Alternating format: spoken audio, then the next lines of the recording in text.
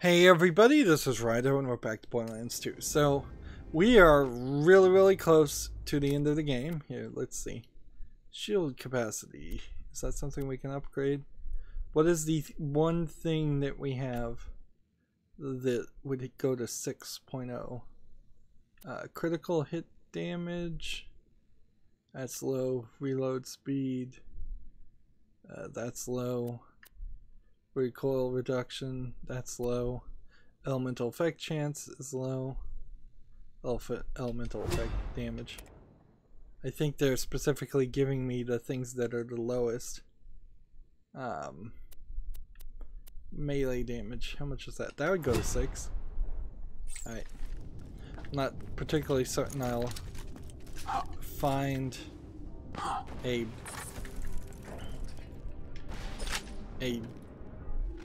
enough challenges to get any further with that. This is basically the end of the game for the main story. So we're gonna get there and we're gonna see what happens. Let's see, we've got that and that. We're looking while we're here.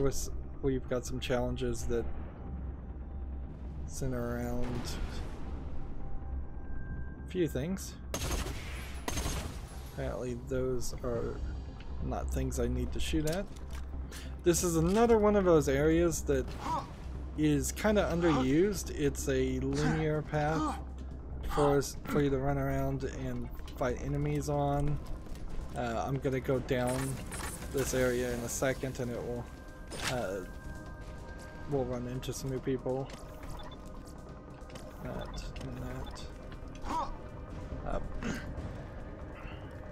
Still very much looking for Cult of the Vault markers. Can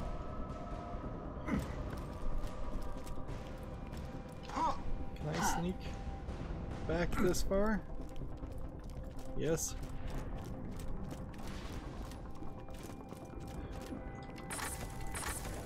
We're about to fight Handsome Jack and the warrior.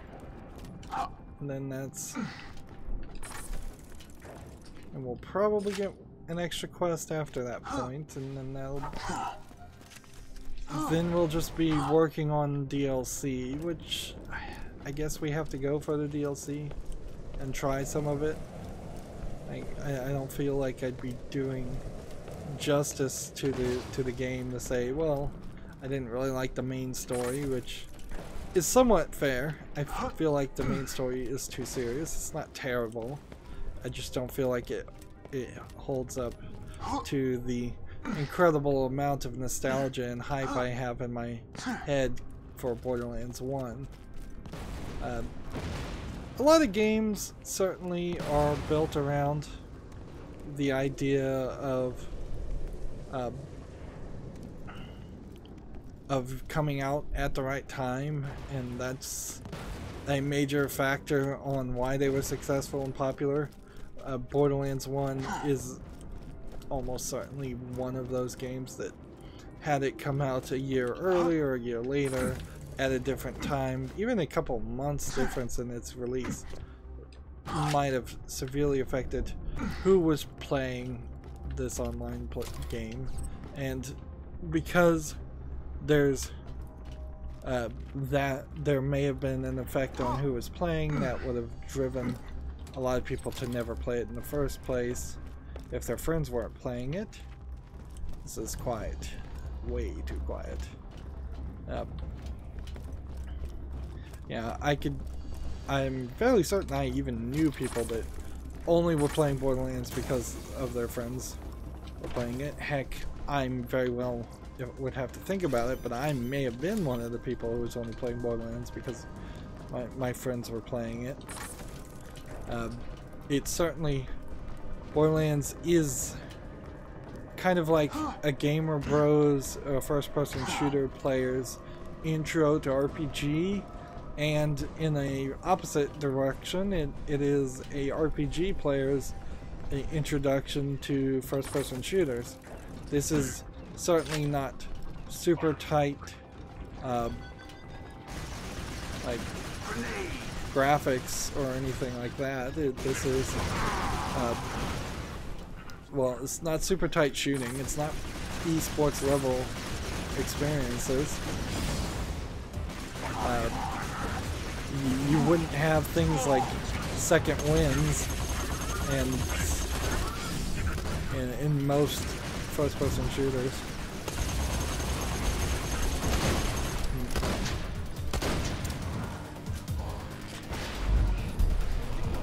And see, with my deception ability, I can see this guy perfectly fine, even if he was invisible, which kind of makes an assassin class immune to him.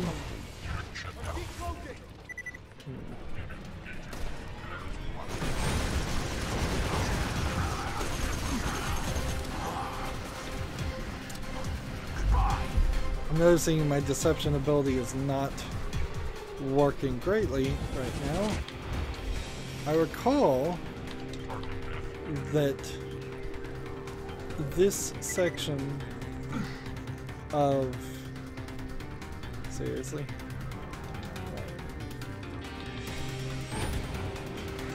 Oh, seriously? How am I supposed to get under there? Game. And that moved me so far back in the respawn location. So, how are things? I don't have a lot of money, so that really didn't cost me too much.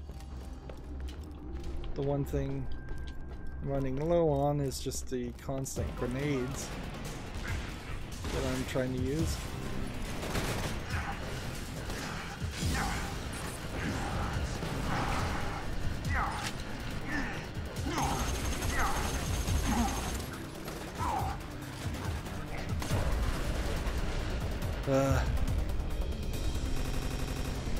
Hey, that was weird. The game just locked up.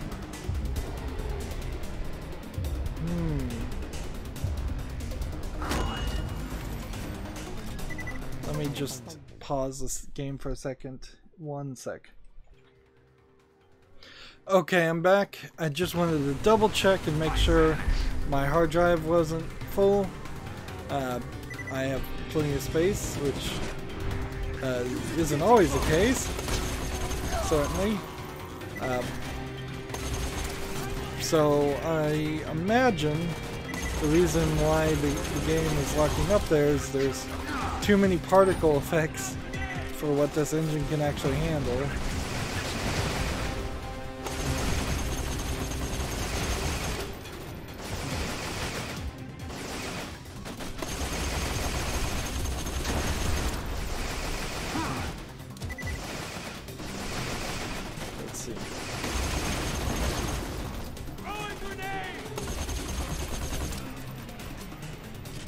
The fact that these soldiers can throw turrets instead of grenades or on top of grenades is a little irritating.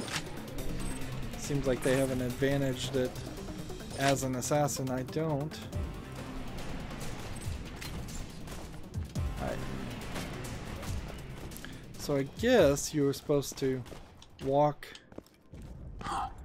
or jump from this to reach that. Then to jump to that. Then jump to either jump or just work your way to that. So that's the Cult of the Vault challenge.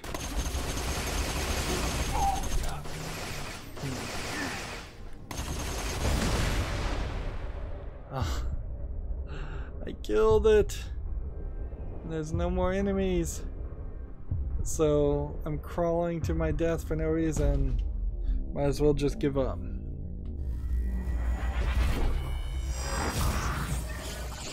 The last challenge in this area is to find toilets. I think there's 2 more hidden toilets in this. So, how Is are you there? dying?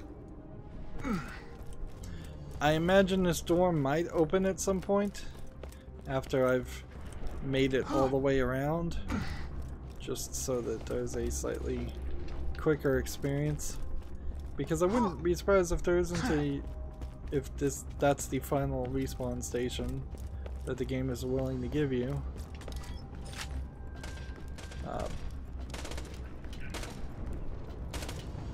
I'm not 100% sure what happened to Brick and Mordecai. I can fairly guesstimate that they didn't die, but they may have gotten shot down or gotten distracted, so they had to do something different. They were supposed to be with me, but clearly at this rate they aren't going to be with me at the final battle. We've got a badass constructor very far away.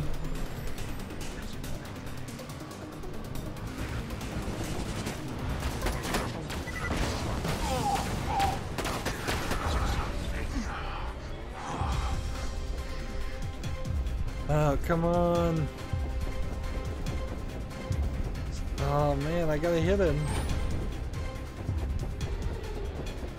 Ah man. Well, this sucks. And see, this might very well be my experience with the warrior too, is that we'll just have a lot of death happen. Apologies for that, but heck, I picked the wrong class to solo, and the game really gave me no warning for that. There are a lot of RPGs, to be fair, that would in a lot of ways give you a similar experience, where you're not particularly given any kind of warning as far as what classes would be good to play solo and what classes are going to be incredibly difficult. Generally speaking, I should have probably played as Axton, the soldier class.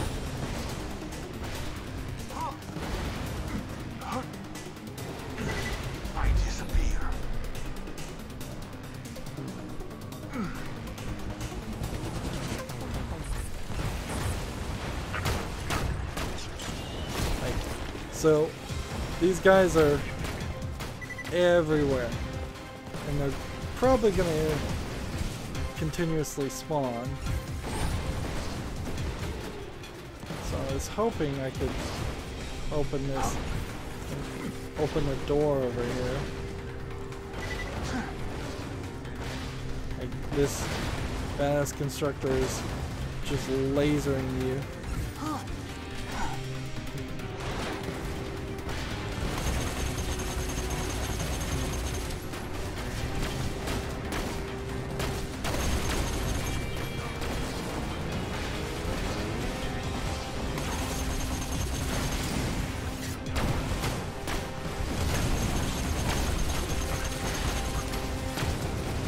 If I've got enough bullets, I might be able to kill this guy, which then would potentially help.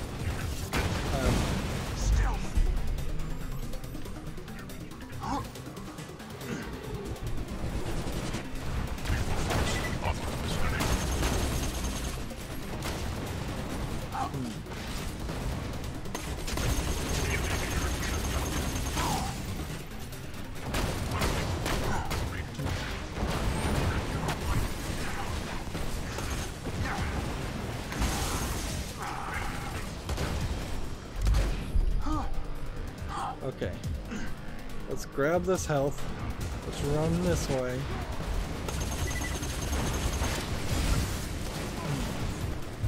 Let's run this direction.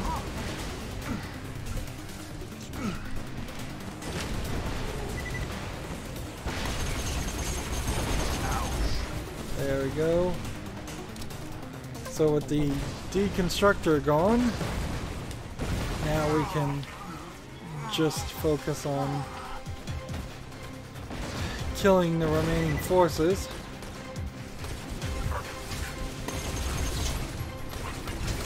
Come out. Your eyes deceive you. An illusion fools you all. I move for the kill. I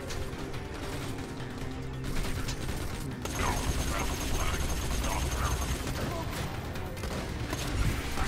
the burning eating through my equipment must stop, drop, and roll. My armor. Oh. There's 2 of the 3 bathrooms. Outdoors.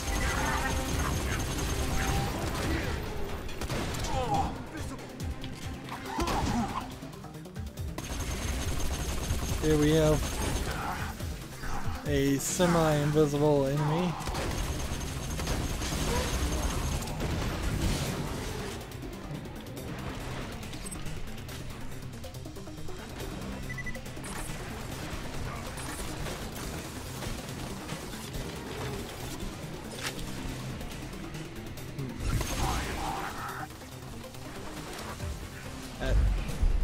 Robot with the shield reflected back my shots.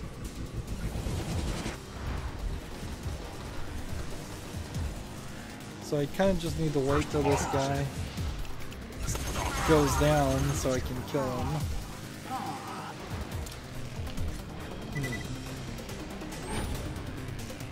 There's only a couple more enemies in this area. We've got this one flying one. There we go. And then there's a couple more around here.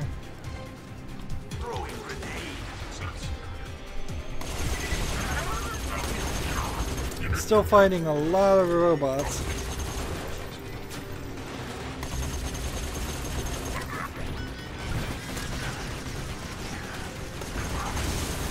Here's a question, did I trigger another wave, or is this literally just a case of the game is going to constantly spawn enemies at me?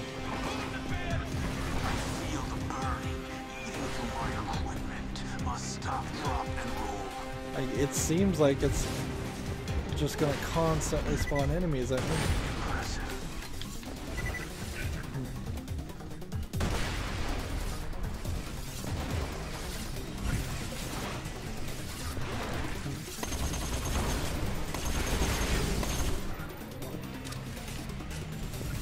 So maybe I should just run. I have 8 more treasure chests that I need to pick up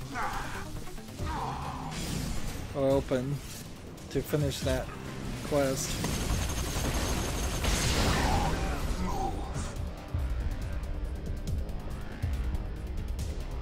Come on. Like, the last thing I want to do is have to respawn and run through all of that, but I'm going to have to do it. Ridiculous. Now, if my memory serves me right, there might be a vending station before the final battle to refill my bullets.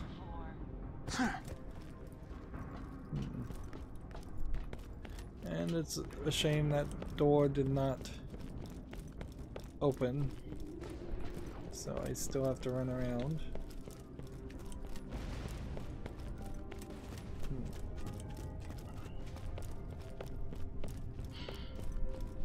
And even though I'm playing against enemies that are of my current level, I'm still not really at a point where I would consider this a great place to grind. If there's anything to any good place to grind, I would say it's probably at the actual battle with the warrior.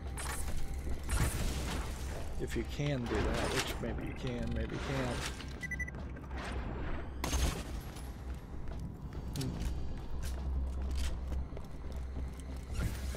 Seems like some of these either I didn't open or they've refilled.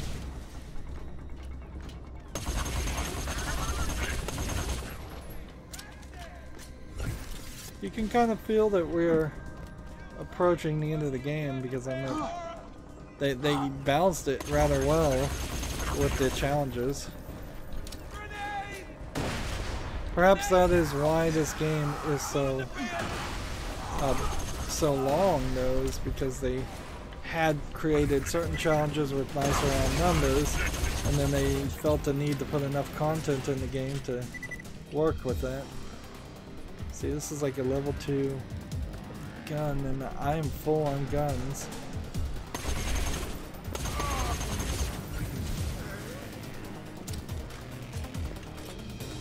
Yeah, so the only thing left is that.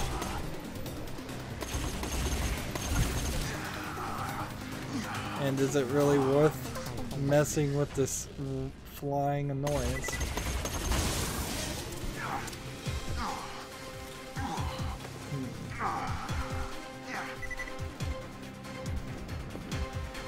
And I guess that probably is that. I missed one of the toilets in the challenges, though, clearly, because we're going to the end of the game. And hopefully, fingers crossed, going to the Vault of the Warrior does not enter us into an extremely long fight. Let's take a moment to mark the guns that I have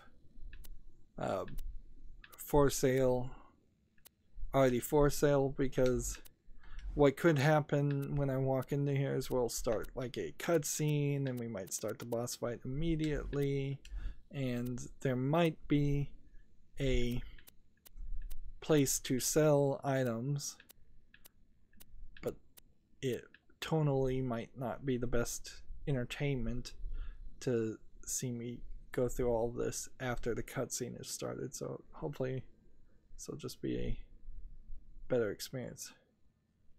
This fire rate would be higher and it does more damage. The only difference is the number of bullets and the increase in the critical hit damage.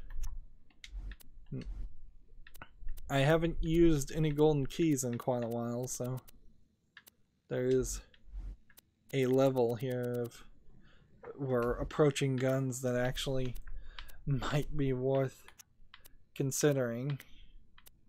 And mostly these are handguns that they've been handing to me.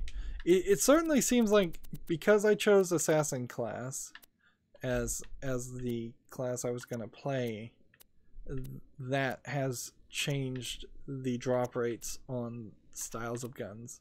Very rarely do I get a bazooka class. I thought in the first game it might be based on what you used, but I kind of don't believe that's the case anymore, at least for the second game.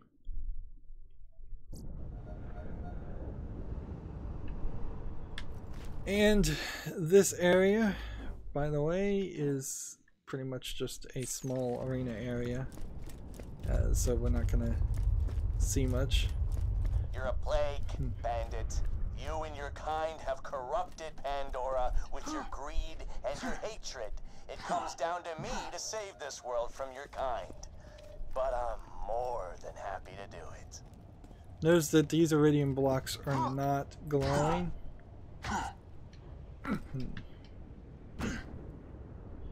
It really doesn't make a lot of sense, though, why Handsome Jack would want people to come to Pandora and Vault Hunters to come to Pandora, because that's the story, as I understand it, is that he was behind all the Vault Hunters, including the Vault Hunters in the first game, coming to Pandora, finding the vault key, opening the vault, and then after they opened the vault and he took over Hyperion and he was in control and he was doing doing a pretty decent job of controlling Pandora, he invited even more Vault Hunters for some reason, and then tried to kill them immediately, which is where this story started in Borderlands 2.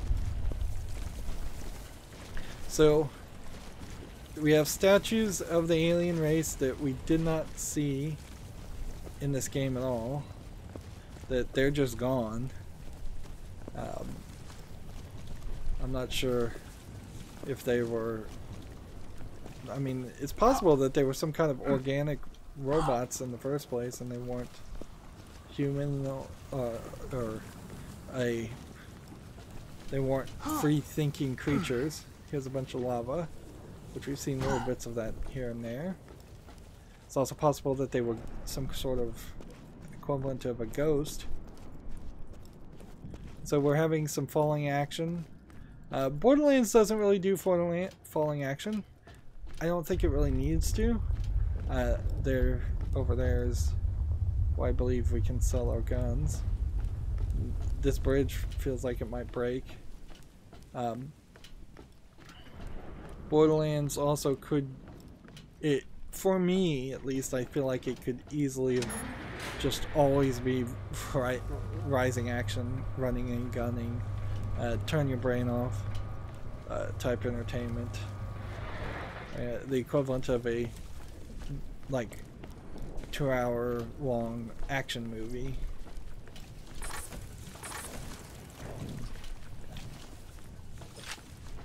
Okay, so we're going into the restricted area. These are new signs. Some of the art assets used in this game seem like they're used only once. We're still running into 60 frames per second or 1080p resolution weirdness.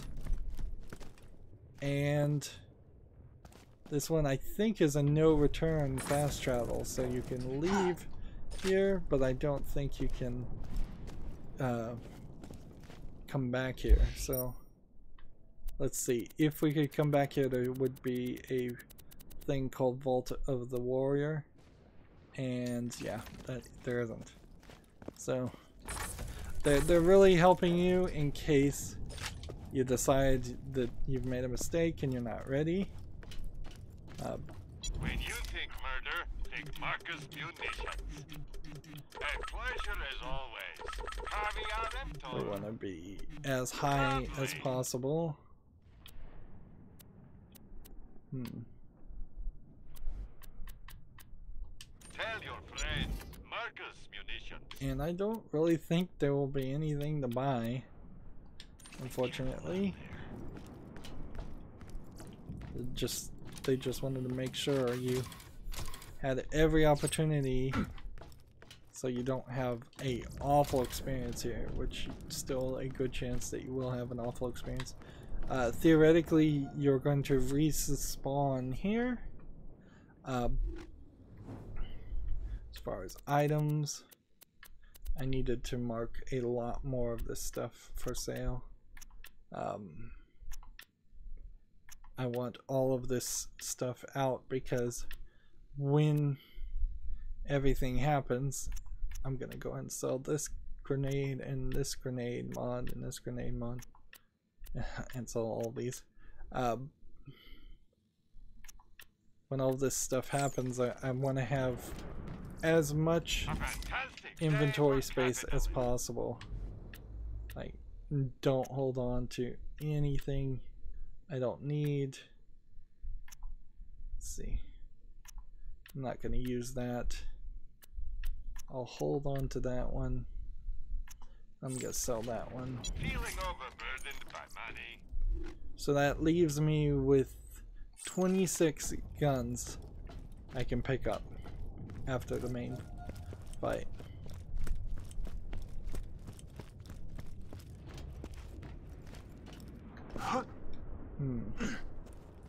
And I guess most people could probably guess where this is going as far as the story.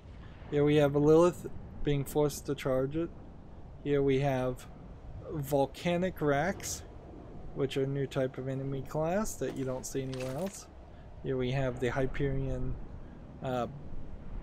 ship, and you have the moon, which plays a role in Borderlands pre-sequel, This is as I where it understand. all ends. Once Lilith here charges the key, I'll control the warrior and wipe you bandits off my planet. When you get to hell, tell your Vault Hunter friends I said hey. So, as soon as you jump down, you are here, and I'm not 100% sure what that is. Here you have magically floating gates of the vault like in the first game. So Seems like there's lots and lots of vaults on Pandora.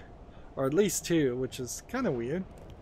Sadly, the only gun I have right now that would really do any good is this. This one. Right. What does this do? It spawns in bullets, and then it's on a cooldown of a minute 30 seconds. Or 99 seconds to be more accurate. Okay. That makes some sense. What is this? This is a fast travel to Iridium Blight. Interesting. I doubt that there's really any challenges here. Too much. Looks like there's something blue over here. Yeah, it's just another one of those. So Lilith spends at least the last quarter of the game being a damsel in distress. And here we have Jack. Hey, you're right on not time. labeled Handsome Jack. He's nearly ready. But before I cleanse this planet for good, I'm gonna avenge my daughter. You can disappear and go invisible. So there's a bunch of copies of him. Clones, bodyguards, maybe?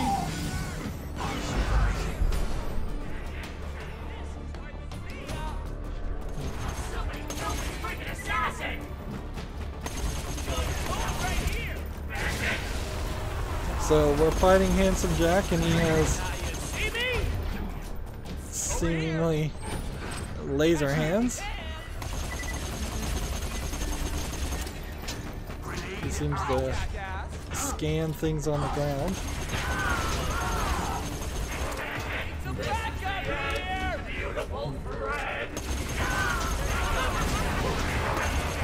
I'm invincible, bitch!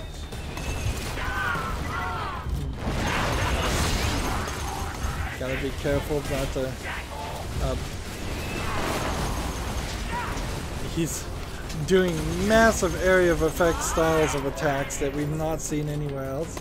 He's not super strong though. Barry's dead. That it? Huh?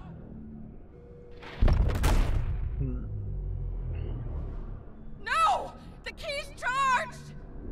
I'm not dying yet.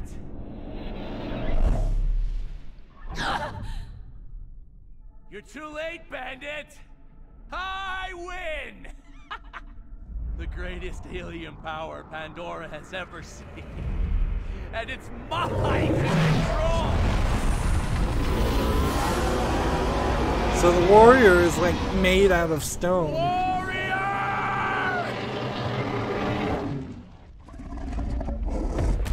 And iridium.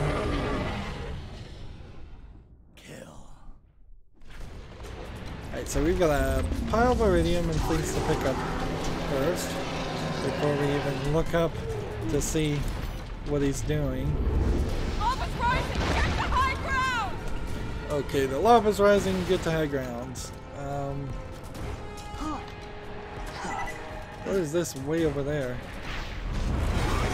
Jeez, how would I get over there?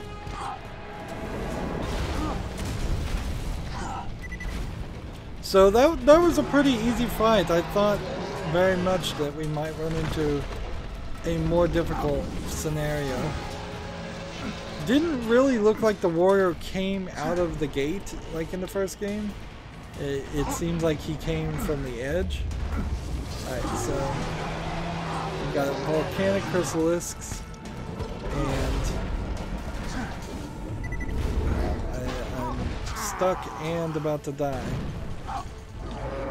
So I need to find a way out. So we're supposed to shoot the warrior and kill him. We've got him smashing things with his tail. The shield is down. I suppose Lilith could be in actual danger. Lava's rising! Get to high ground! Like, you can't really go back up here.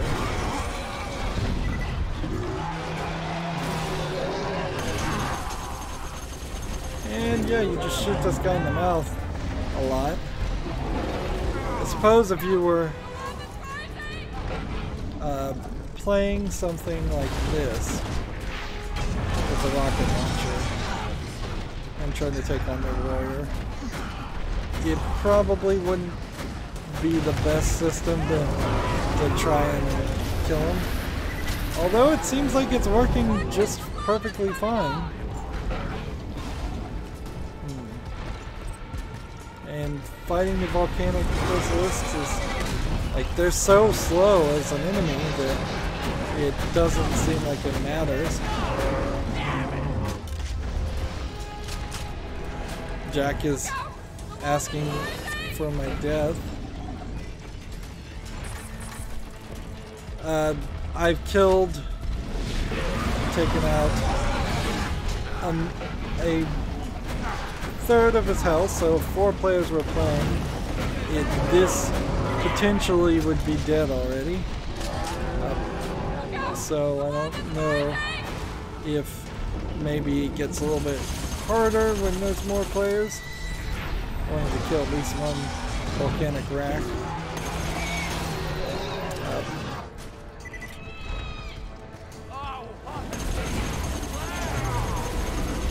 Like, you kind of have to assume that that is the case, that playing with more players would make the game harder, although this is just too easy. Is this because I use golden keys? Probably. Like, almost certainly. The shift keys that are put on Facebook and Twitter by Gearbox seem to kind of ruin the experience of playing Borderlands 2 in a small amount, just by overpowering my character. And generally speaking, I enjoy the idea of being overpowered. Like, it is what I would like to be at, but we never got close enough where it was one-hit kills, even when I was overpowered. So I mean, being slightly overpowered just means everything feels a little too easy. I'd prefer to be a lot more overpowered, to the point where, like, even one shot would have hit this. So his chest, by the way, is a weak spot. I've just been shooting him in the face, and that seemed like it didn't really matter. Here, have a grenade.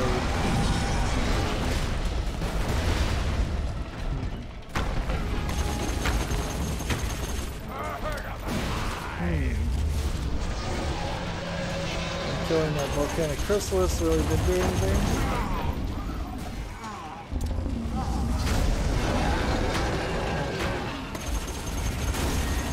And he's about dead.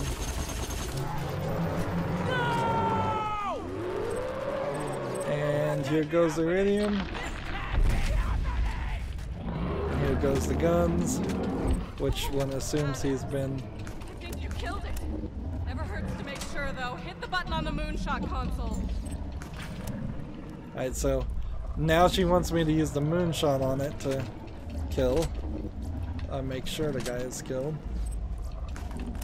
Meanwhile, let's make sure we get all the iridium.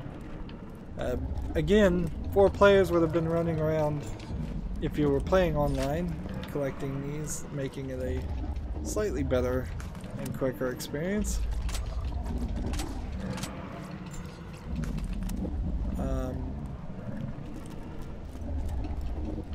Let's just look around. Yeah, he's there. Ow. Did more guns spawn, or was I not paying attention?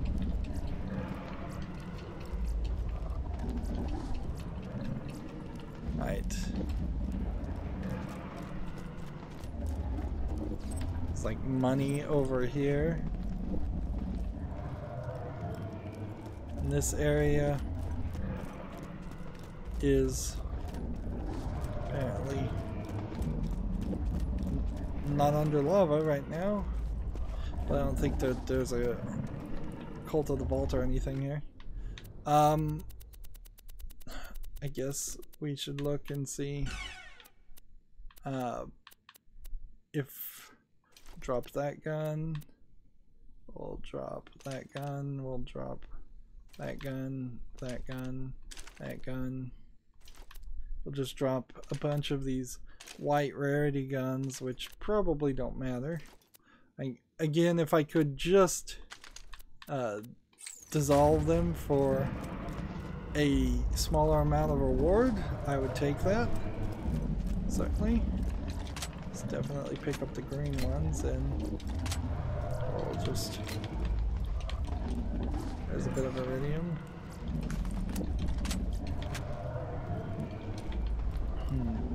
I may have dropped more guns than necessary.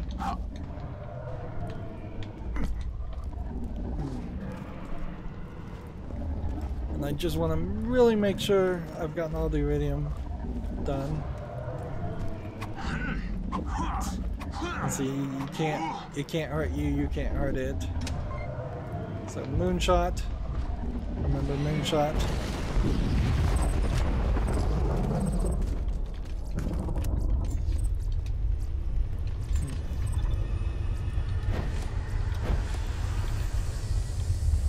And everything is glowing purple.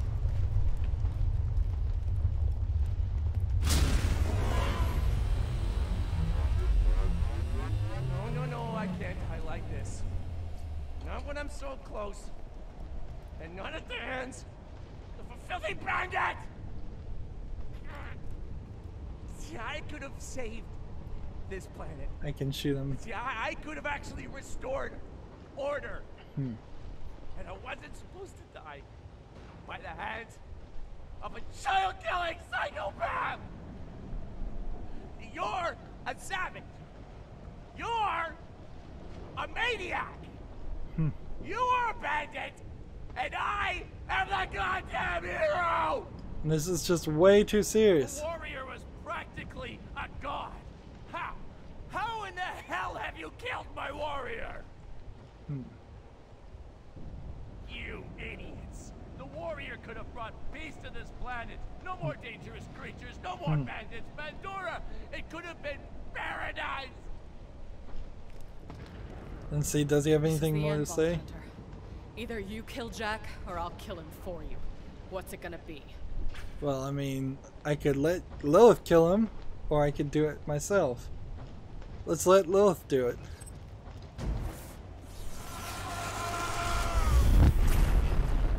And he has handsome Jack's face. That was for rolled, asshole. It's over. Okay. Finally over.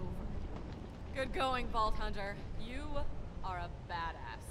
And look at Lilith's clothing Get rid of compared that to key. Maya's clothing. Like, she had much more cleavage. I don't know why Maya is wearing a Hyperion outfit. We don't see, you didn't get to really see Maya because I didn't play as her, and thus she's not really in the game. But if you look at the intro video that plays when the game is just idling, it is weird.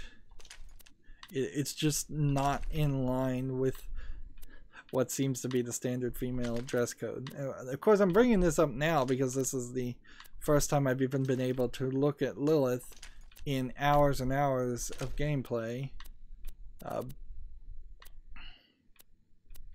Let's see. Alright. We need to pick up all the iridium, all the purple guns, everything sitting around. Jack's face, for example. I believe that is a special Jack gun I just picked up. And on New Game Plus, if you were at max level, this would be the place to grind more more weapons. So let's see if we can come back here and maybe drop a couple more things that probably are not worth considering if it's a white rarity and it's not. Let's see, Jack's face is a customization, so we can unlock that now. That'll save us a space. And this is a better shield that does raid damage. I'll try that. Honestly, I don't think I'm going to run into too many items, however, that are even better than what I have. This really, for the most part, is just for money's sake and nothing else.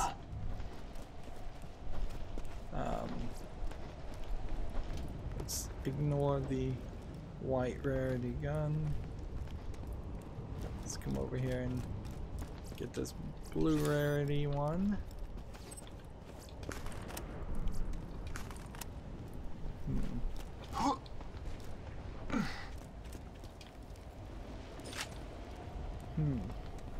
I don't believe I ever came over here when I played this game the first time. Yeah, it doesn't seem like there's anything here. Okay. Just a side area.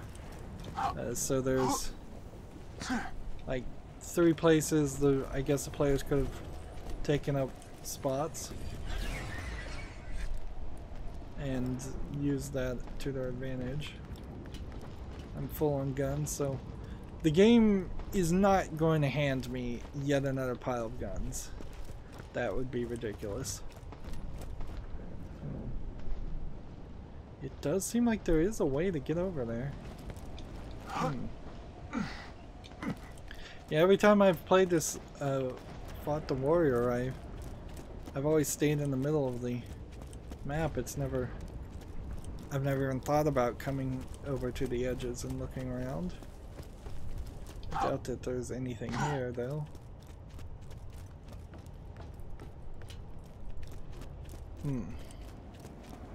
This is also an area that you might not be able to come back to until you've done like a New Game Plus experience. There's some money up there, but I'll never get that. Right. If I look at guns, let's see if we can find the gun that Jack dropped. Deuced Jericho? No, the Chuck Calipin. Those are actual names. Max health plus 30% instead of experience. Max health plus 20%. Let's see. Well, if there was a Jack gun, I may have already gotten rid of it. Sticky longbow transfusion, I might hold on to that one. Sticky longbow slag grenade, sell that one. Although I should just look at all of these guns, these items later. So we're gonna end this. We can't talk to Lilith. And what is this? New playthrough mode unlocked. Let me. You don't want to touch this thing right now, trust me. Brick and Mordecai. Slow down. They got shot down, I guess, is what happened to them. Hey, they got left behind. Where the hell were you guys 5 minutes ago? If it weren't for the Vault Hunter, we'd all be dead. I think They don't even know your that's our name. way of saying we won. I figured that. If I never see this key again, it'll be too soon. It's been fun, you alien piece of shit.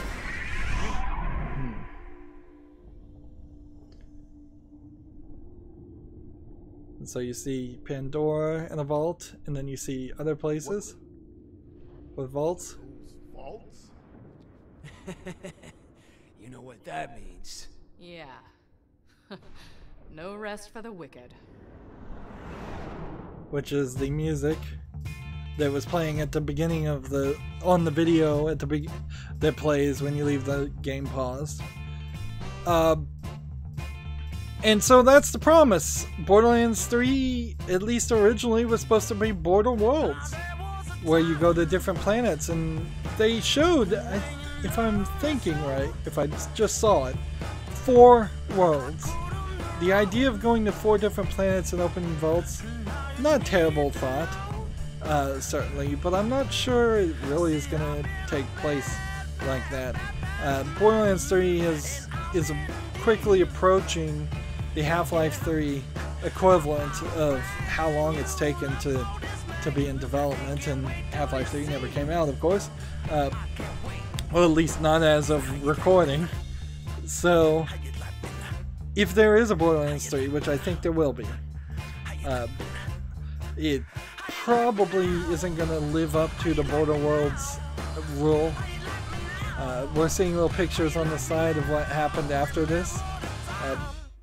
Here you have Scooter tearing down a statue of Handsome Jack.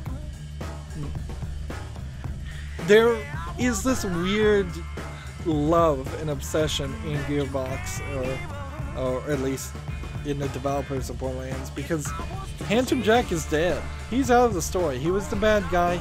He's effectively the same as the bad girl in the first game, General Steel, who was utterly forgettable. So for this time, that's not really what they did. There are some questions about how much of Gearbox was actually involved in the development of Borderlands 1 and 2. Generally speaking, as a player, you would assume that it was all Gearbox. It's, as you see right now in the credits, they're listing other people from other like third-party developers. Here, Mordecai has got a new Bloodwing type creature that hatched. So I guess that's a slightly happy ending for him. Yeah, it will never really get proven, or we'll never really know. And they're sad for Roland's death. By the way, why did Handsome Jack just die? Why didn't he respawn? Like, in what world does Handsome Jack not program the respawn stations to respawn him? But they do, in Tales for the Borderland, heavily emphasize Handsome Jack as a character and bring him back and use him some more. Borderlands the pre-sequel, which is a prequel to Borderlands 2 and a sequel to Borderlands 1, again, is very much focused around Handsome Jack.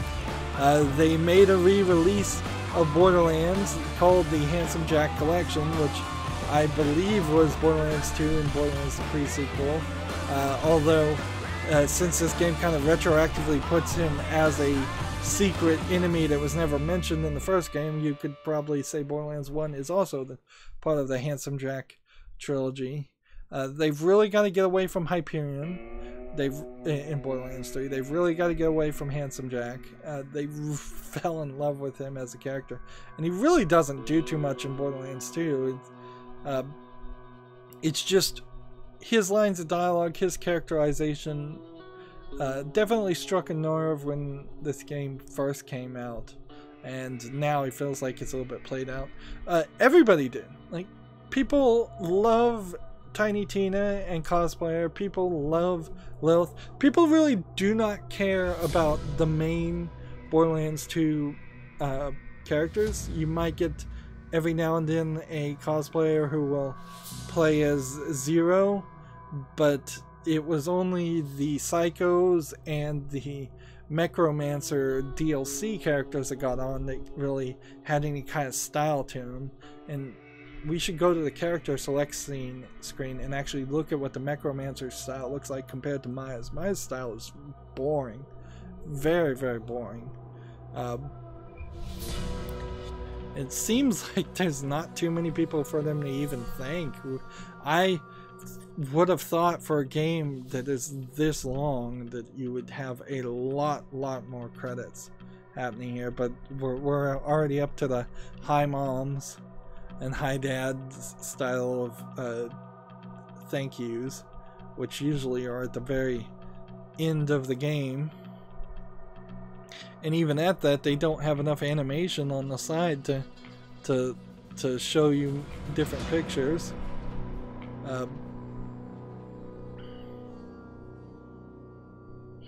I would be fine if Borderlands 3 was a much shorter experience. And honestly, I would be fine if Borderlands 2 was a much shorter experience. The way we just repeated levels over and over again, repeated quests over and over again, was kind of weird. It seems like there was definitely production mistakes. Somebody put funding into a lot of level design and a lot of ideas to build out Pandora and make it this bigger, close to an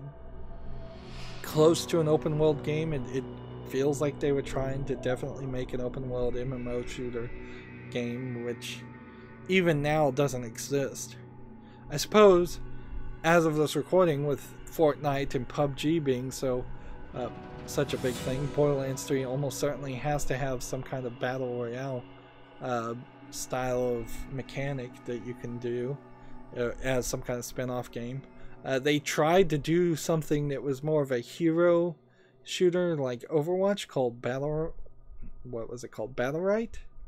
I believe. It failed miserably just because of some really bad timing. Overwatch had come out like a week before Battlerite had come out, so nobody played it.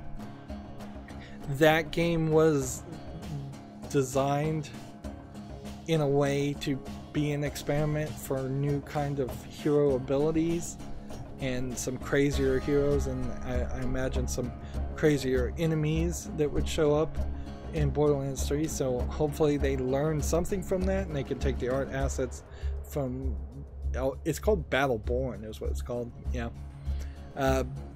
Hopefully they can learn some lessons and take from that. But after Battleborn came out, it was a failure. Gearbox kind of shifted as a company too. They established a publishing development. They published We Happy Few and several other games, Duke Nukem Forever, and it seems like they've found new ways to keep themselves distracted. They started a new company in Montreal, Quebec.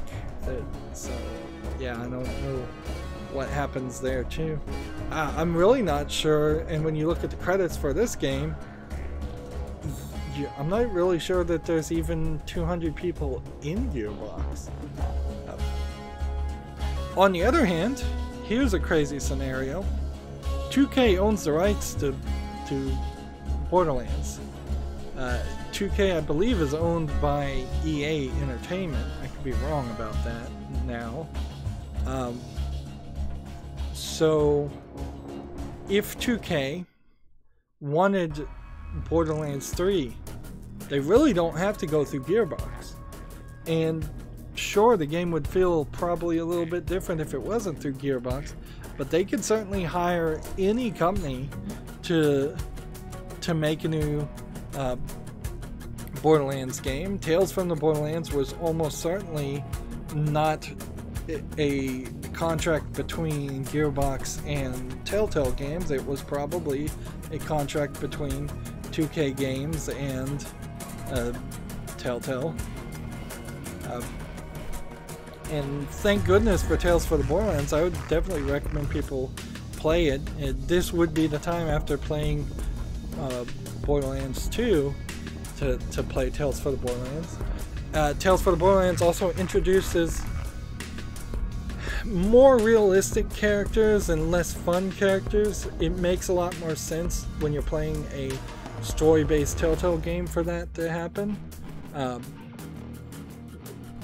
But I still would very much want the standard games in the series, Borderlands 3, Borderlands 4, to basically have nameless, unimportant Vault Hunter characters You can see how nameless and unimportant I was. They never even referenced me by calling me by my name, Zero. And we never really get to see our skins. You never really get to see yourself. So that's something, again, that only makes sense if you're playing with other people. This game really does fall apart if you're playing single player. It's not terrible, though. I thought the final battle would be a lot more difficult. At this point, the credits have been longer for 2K's listing. And Take-Two and 2K Asia, so like more people touched this game in some way from 2K than Gearbox did. 2K China quality assurance, for example, that might be an issue. Certainly currently, as of this recording, China is not approving any video games at all to be played, and now we're on special thanks for the 2K side. This is one of those credit crawls where 2 columns or even 3 columns would be appreciated. This just needs to speed up. We know we're gonna have more game to play. We're almost to the end when you start seeing logos for Unreal Engine. I didn't think that Borderlands 2 actually used the Unreal Engine. I knew Borderlands 3 was going to use the Unreal Engine, but I'm not sure.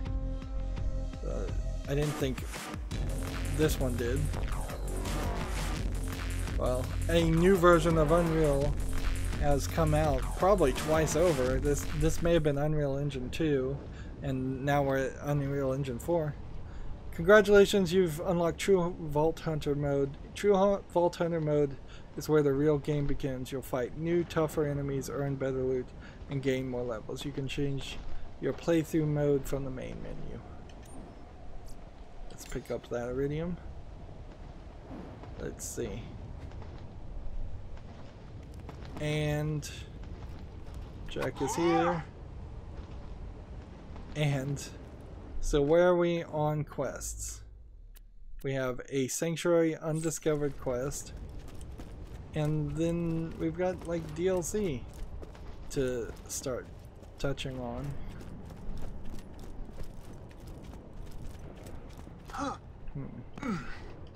And all you can do in this area is just leave via this section.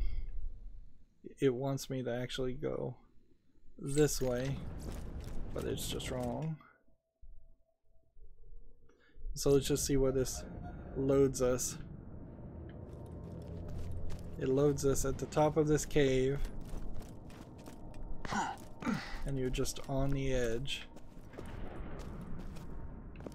and then you just jump off.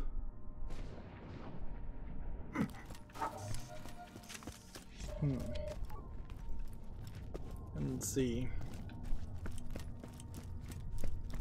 I guess you go back to Sanctuary at that point, and I guess you just have to hoof it. It's kind of an odd in-game scenario. So I'm at level 34.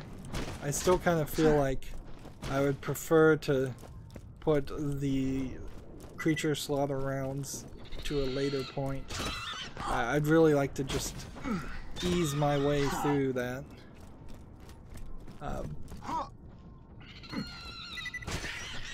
Let's see, we're going a little long, I know, but I want to show what this final mission would be without the DLC.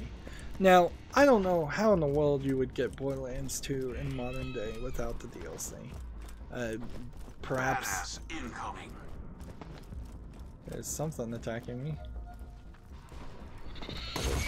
Wouldn't be a badass rack. Oh, it's a chubby rack. So there's a achievement for killing a chubby, which is kind of like a loot midget type creature. I haven't killed it yet.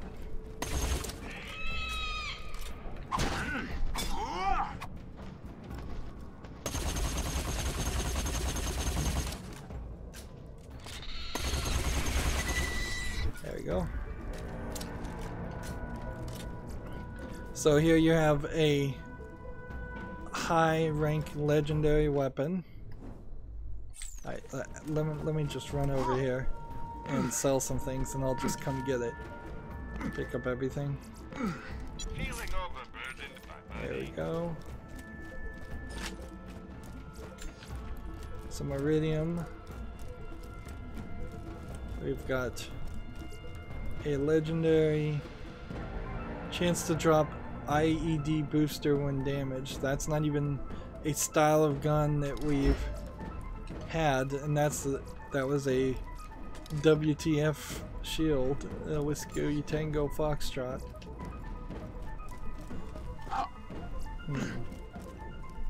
So just in running back and having beaten the gun, it seemed the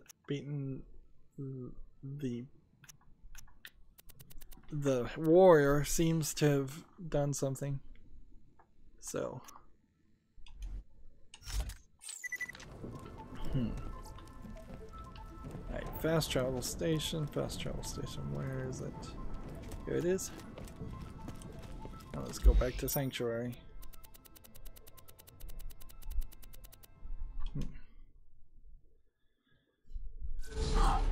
I'm probably also rolling in cash. Let's see.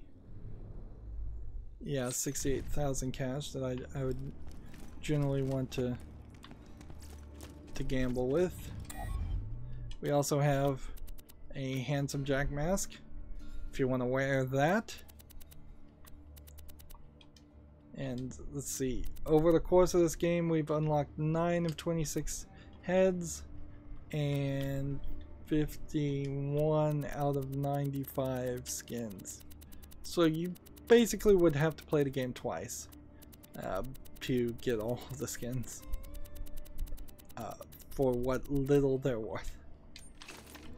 And I'm so close to leveling up, but throughout that whole process I didn't level up, and I only got 1 badass token in total. And let's see what this quest is. This will probably be a quest like Crawl Max, which would just be impossible. I'm very sorry to say I need your assistance. Says you will die seriously, raid boss baby. Level 50 difficulty impossible. With the warrior defeated and Jack lying in a pool of his own blood and fecal matter, you might think Pandora is safe. You are wrong. I've built a seismograph out of rusty metal and mucus, and it tells me that a creature of considerable power has awakened somewhere on Pandora. You will destroy it, of course. I hope you have the iridium necessary to access its lair. And apparently it's going to cost iridium to even enter the fight, which would be a waste of iridium to fight something that's level 50. So yeah, that's kind of it, with the exception of skipping over this and this quest. What I need to decide is, do I want to do the Bloody Harvest, Savage Lands, or a Warm Welcome? And I guess I would probably want to do this and equip that, and that whatever this DLC starts with, the Hallowed Hallow, which is probably the DLC that's the spooky Halloween one. That's it. Basically you can't win at this unless you have 4 players anyways, and I don't think you could do it even in that case. Not at this current level. So yeah, when you select a character, you could say create a new Necromancer. Let's see if I just hit that, and we'll see if that shows the character. Apparently not. What if we were to create a new Commando? Nope. You can't even change it.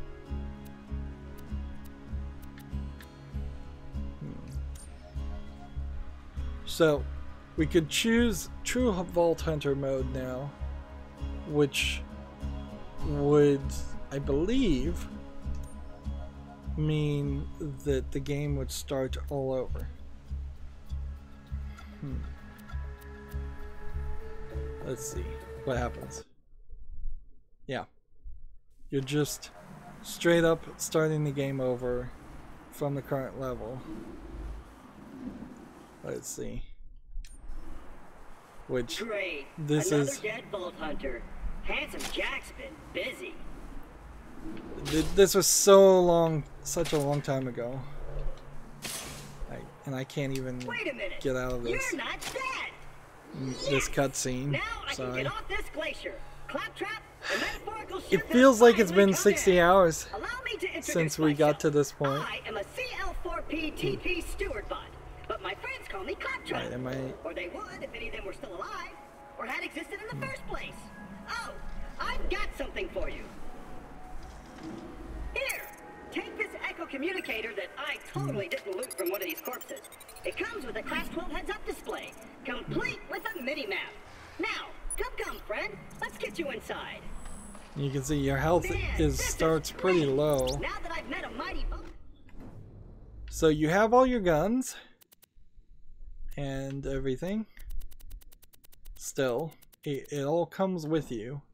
The only difference is now all the quests have started again, so you theoretically could redo. Well, apparently no, the quests don't start again. Interesting. I was wrong about that. Interesting. So I probably overplayed the game. You have all your skill points at least. Let's go ahead and quit and just, let's see, I guess save and quit. That's fine.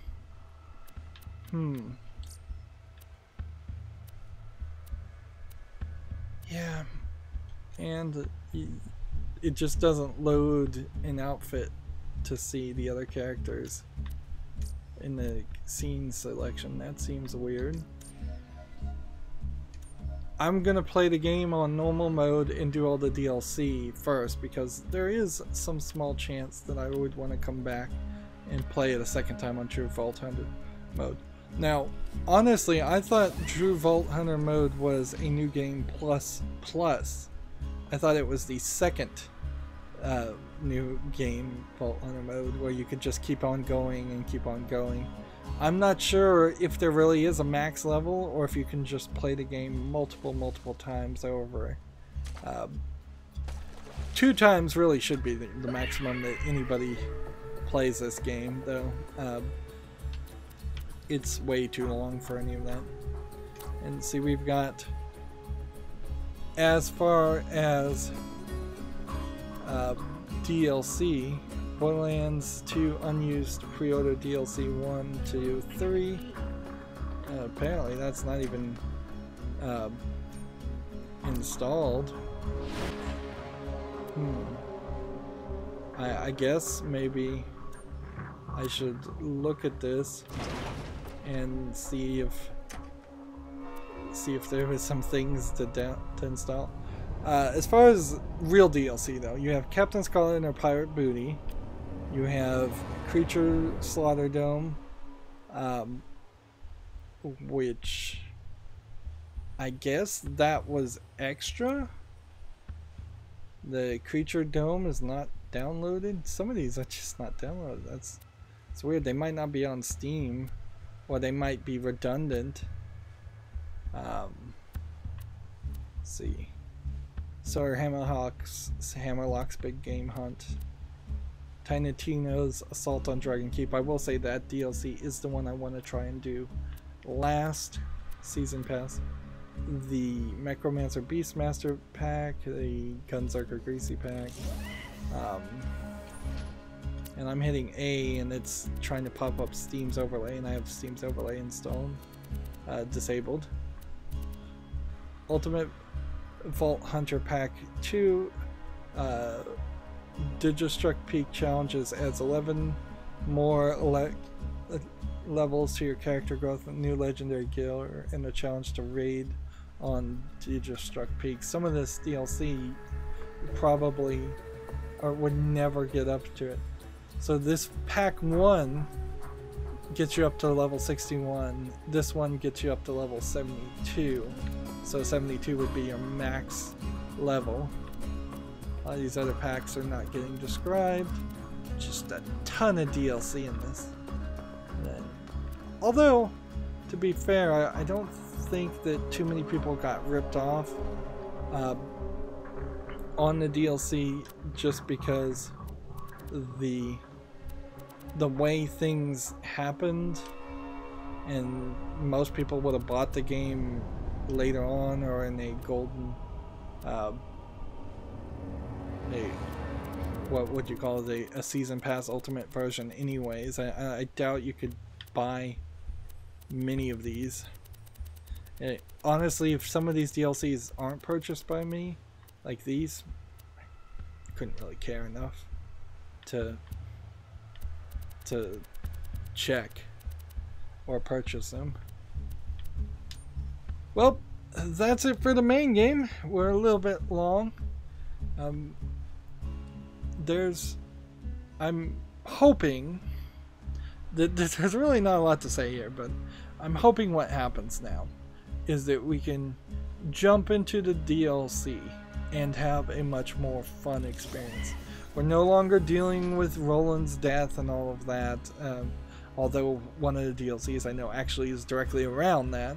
But I'm hoping we just get away from the seriousness. We get back to something closer to Borderlands 1. We've got new weapons and new shields and all kinds of things to try out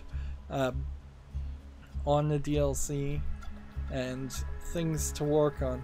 Unfortunately, I'm gonna have to really think about when I do the DLC.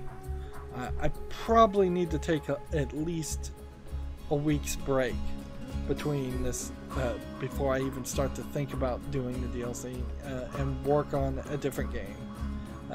I've made as much content for this game as I probably need to for a while. That's going to be it for this recording. We should be back. Apologies if somehow I just never get around to the DLC. That's certainly what happened the first time. The ending of this game doesn't really kill the steam of the hype of the game. It just is a major factor or an end cap to the last third of the main story just not being super fun and being way too serious. That's the real thing I want to hit the hammer on the head, hit the nail on the head with, is the seriousness that this game took in tone killed the fun that I was having compared to Borderlands 1. And I don't think Borderlands 2 is a terrible game. It's just not as good as Borderlands 1 is. And it's just not as memorable, and it's just not as fun.